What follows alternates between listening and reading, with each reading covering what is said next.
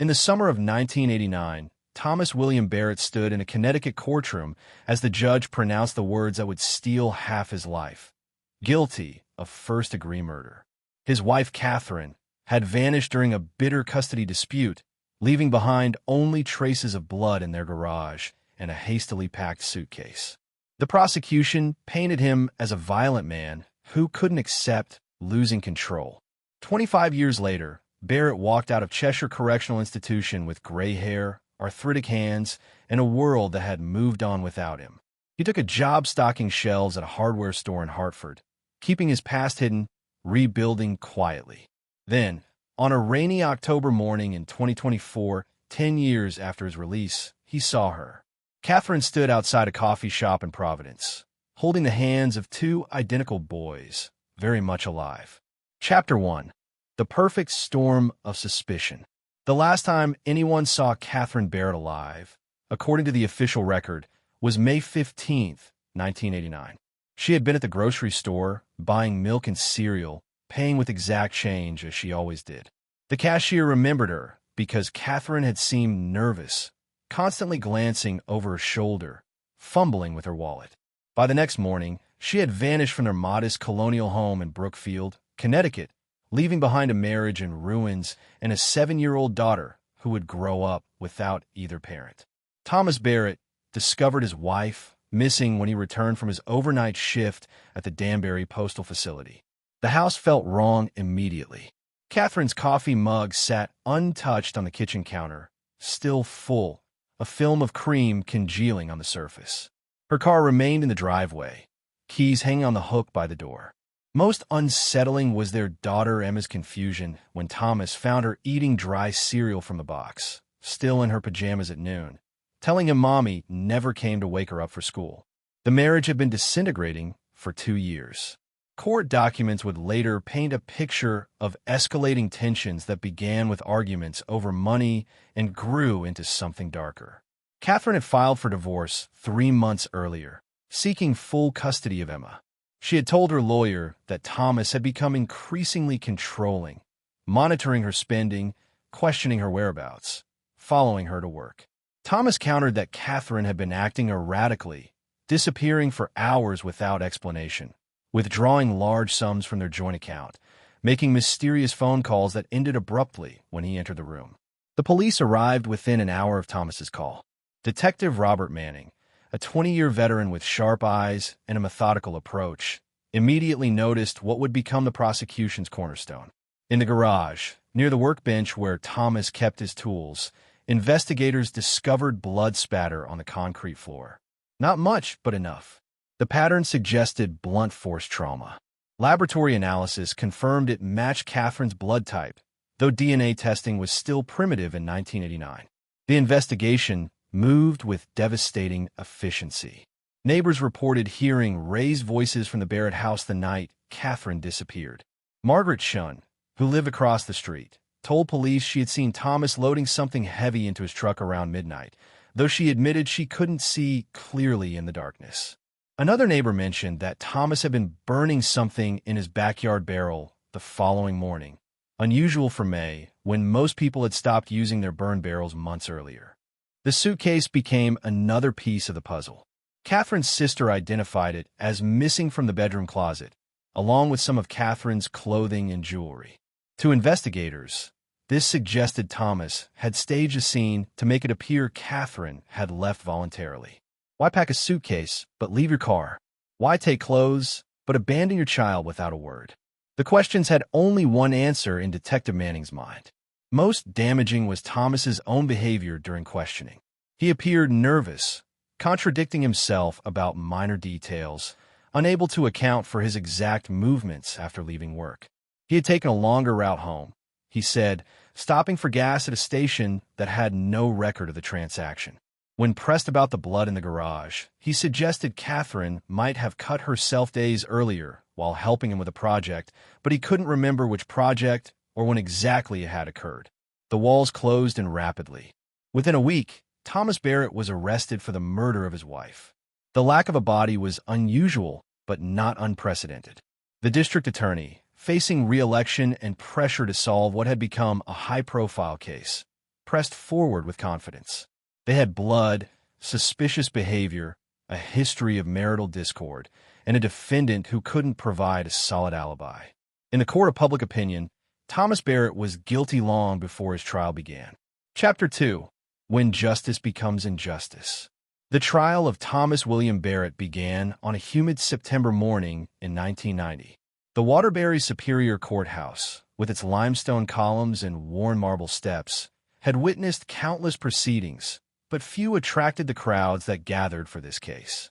The story of a missing mother and a husband accused of murder had captivated Connecticut, drawing reporters from Hartford, New Haven, and even Boston.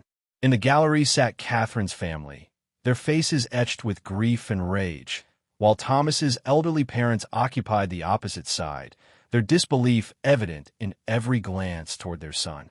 Prosecutor Janet Kellerman built her case methodically, brick by brick. She presented the blood evidence with theatrical precision, having a forensic expert demonstrate spatter patterns on a whiteboard, showing how the droplets indicated a violent impact. The missing suitcase became proof of staging. The burned materials in the backyard barrel, though never recovered or identified, were painted as evidence destruction. Each neighbor who testified added another layer of suspicion, their accounts growing more certain under Kellerman's careful questioning than they had been in their initial police statements. The absence of Katherine's body should have been the defense's strongest argument, but became a liability instead. Kellerman argued that Thomas, a postal worker familiar with rural delivery routes throughout western Connecticut, had countless isolated locations where he could have disposed of remains. She produced maps showing abandoned quarries, dense forests, and deep reservoirs all within an hour's drive. The jury studied these maps, imagining Katherine somewhere in those vast spaces, denied even the dignity of a proper burial. Everything changed on the second week of trial when Prosecutor Kellerman introduced Thomas's confession. The jury didn't know that this confession had come after 18 hours of continuous interrogation. They didn't hear about how detectives had kept Thomas awake through the night, how they had lied about having witnesses who saw him disposing of a body, how they had shown him fabricated test results suggesting blood throughout his truck. Detective Manning had told Thomas that Katherine's family would never get closure without her body, that Emma would grow up tormented by uncertainty, that confession was the only path to mercy from the court. Exhausted, disoriented, and psychologically broken, Thomas had finally given them what they wanted. His confession was vague, contradictory, and filled with phrases fed to him by investigators. He couldn't say where the body was, couldn't describe the actual moment of violence, couldn't explain basic forensic inconsistencies. But none of that mattered. The word confession carried a weight that crushed all doubt. Thomas's attorney fought to have it suppressed, arguing coercion, but Judge Harold Richmond ruled it admissible, noting that Thomas had been read his rights and had signed the statement voluntarily. The verdict came after just 6 hours of deliberation. Guilty of murder in the first degree. Life without the possibility of parole for 25 years. Thomas stood motionless as the foreman read the decision, his legs trembling beneath him. Emma, now 8 years old and living with Katherine's sister, wasn't present to see her father convicted of murdering a mother who had simply vanished. Cheshire Correctional Institution became Thomas's world. The first years were the hardest, spent filing appeals that went nowhere. The Connecticut Supreme Court upheld his conviction in 1993. Federal habeas corpus petitions failed. Each legal defeat carved away another piece of hope. His attorney eventually stopped returning calls, moving on to cases with better prospects. Thomas learned to navigate prison hierarchies, to avoid confrontations, to make himself invisible among men who had actually committed the crimes that brought them there. The personal losses accumulated like a slow-motion avalanche. His mother died in 1995, never accepting her son's guilt, going to her grave believing in his innocence. His father followed 3 years later, a broken man who had spent his retirement savings on legal fees. Emma, poisoned against him by Katherine's family, refused his letters, returning them unopened. She grew up, graduated high school, went to college, got married, all while her father remained frozen in time behind concrete walls and razor wire, serving a sentence for a murder that had never actually occurred. Chapter 3. The World That Moved On. Thomas Barrett walked out of Cheshire Correctional Institution on March 3, 2014, carrying his possessions in a clear plastic bag and wearing clothes purchased from a discount store by his parole officer.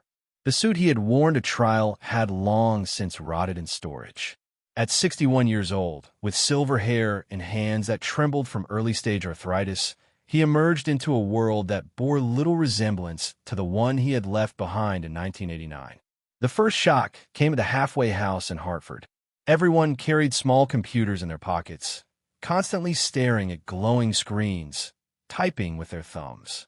The internet, which had been a novelty for universities when he went to prison, now controlled every aspect of daily life. Job applications were submitted online. Banking happened through apps. Even buying groceries involved scanning codes with phones. Thomas struggled to understand email, let alone social media platforms where people broadcast their lives to strangers. The technology gap felt insurmountable, marking him as an outsider more clearly than any scarlet letter. Finding employment proved nearly impossible. Background checks were now instant and thorough. The moment employers searched his name, they found news archives from 1990, headlines screaming about the husband who murdered his wife and hid her body. It didn't matter that he had served his time or that he maintained his innocence.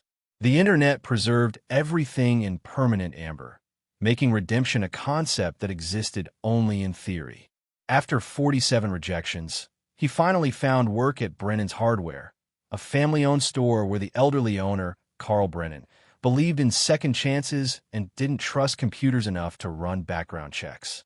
Thomas rented a studio apartment above a laundromat in Hartford's North End, a neighborhood where people minded their own business and didn't ask questions. He established routines that bordered on ritualistic. Work from 7 to 3, grocery shopping on Tuesdays, laundry on Saturdays, library visits on Sundays to read newspapers and practice using computers. He avoided restaurants, movie theaters, anywhere that might trigger memories of a life he had lost. He spoke to no one beyond basic pleasantries, terrified that personal connections would lead to questions about his past. The isolation was suffocating but necessary.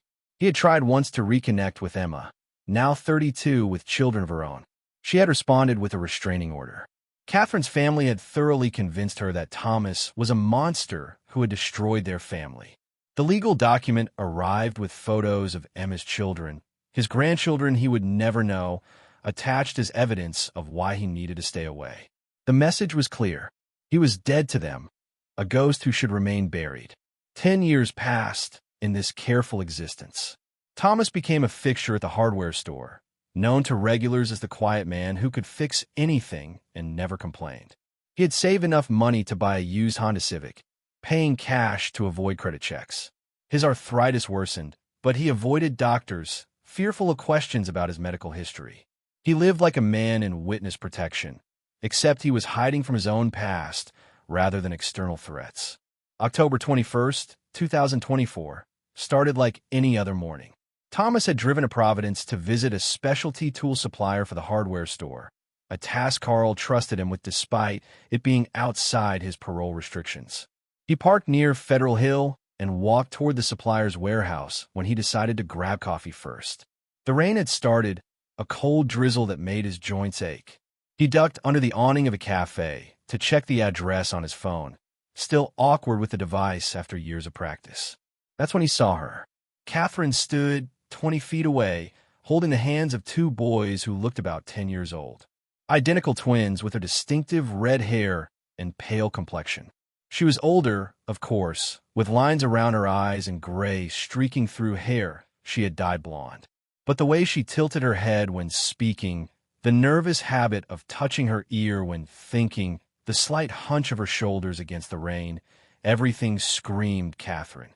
Thomas felt his chest constrict, his vision tunnel, his legs threaten to buckle. She was supposed to be dead. He had served 25 years for her murder. Yet there she stood, very much alive, living a life built on the destruction of his own. Chapter 4. The Unraveling of a Lie. Thomas followed Katherine at a distance, his heart hammering against his ribs with such force he feared it might break free.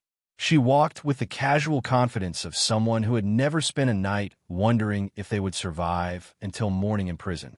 The twins bounced beside her, their matching raincoats bright yellow against the gray Providence morning. They entered a minivan, a newer model with Rhode Island plates, and Thomas scrambled back to his Honda, his arthritic fingers fumbling with the keys.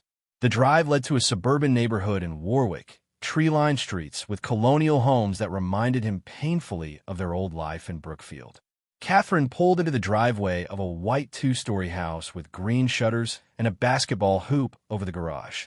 Thomas parked 3 houses down, watching as a man emerged to help with grocery bags. Tall, early 40s, wearing University of Rhode Island sweatshirt. He kissed Katherine's cheek with the comfortable affection of a long marriage, ruffled the boy's hair as they ran past him into the house. Over the following weeks, Thomas became a detective of his own tragedy. He learned Katherine had become Jennifer Walsh, married to Michael Walsh, an accounting professor at the university. The twins, Brian and Bradley, attended private school and played Little League baseball. Thomas discovered this through careful observation and discreet inquiries that drew on skills learned in prison, where information was currency and invisibility meant survival. Katherine had built an entire existence on the foundation of his destruction, complete with forged documents that traced back to a woman who had died in infancy in 1963. The rage came in waves, sometimes so overwhelming that Thomas would find himself gripping the steering wheel until his knuckles went white, sitting in his parked car fighting the urge to march up to that green door and destroy Katherine's carefully constructed lie. He had lost everything while she played suburban mother. His parents had died, believing their son was a murderer. Emma grew up without a father, twisted by grief, and lies into someone who despised him. 25 years of his life had been stolen, fed into the machinery of justice that had no interest in truth, only conviction rates and closed cases. But then he would see the twins. Brian wore glasses and carried a violin case, his movements careful and considerate like a miniature professor. Bradley bounced through life with endless energy, his laughter carrying across the street when he shot baskets in the driveway. They had no connection to the crime their mother had committed by disappearing, no knowledge of the man whose life had been sacrificed for their existence. Thomas realized with crushing clarity that exposing Katherine would destroy these children just as thoroughly as Katherine's disappearance had destroyed Emma. The legal research Thomas conducted at the public library revealed a maze of complications. Faking one's death wasn't necessarily illegal unless it involved insurance fraud or evading legal obligations. The statute of limitations had long expired on most potential charges. Katherine could claim she fled from an abusive relationship, that she had been in fear for her life. The blood in the garage could have been from an innocent injury, just as Thomas had originally suggested. Without his coerced confession, obtained through methods that would never pass modern judicial scrutiny, there might never have been a conviction at all. Thomas wrote a letter he would never send, filling pages with everything he wanted to say. How her cowardice had cost him decades. How she had murdered him as surely as if she had put a bullet in his head, except he had to keep living with the wound. How Emma had grown up believing her father was a monster. He wrote about the nights in prison when he had considered ending everything, about the shame of being known as a wife killer, about returning to a world that had no place for him. On a November evening, Thomas sat in his car outside the Walsh home one last time. Through the window, he could see the family at dinner, Katherine helping Brian with homework while Michael coached Bradley through math problems. A normal family living a normal life, built on the ruins of another family that had been obliterated by one woman's desperate escape plan.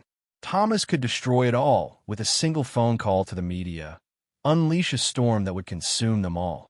Instead, he drove home to Hartford, deleted the photos from his phone, and burned his notes in the sink of his studio apartment.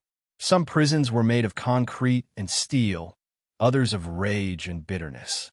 Thomas chose to walk free from both, leaving Katherine to live with whatever conscience she possessed, knowing that the truth, like Katherine herself, would remain buried by choice rather than circumstance. Thomas Barrett never spoke of what he discovered in Providence. Katherine Walsh continues living her life, unaware she was seen. Sometimes justice isn't about punishment or vindication. Sometimes the greatest freedom is choosing to let go, even when the world owes you everything it took away.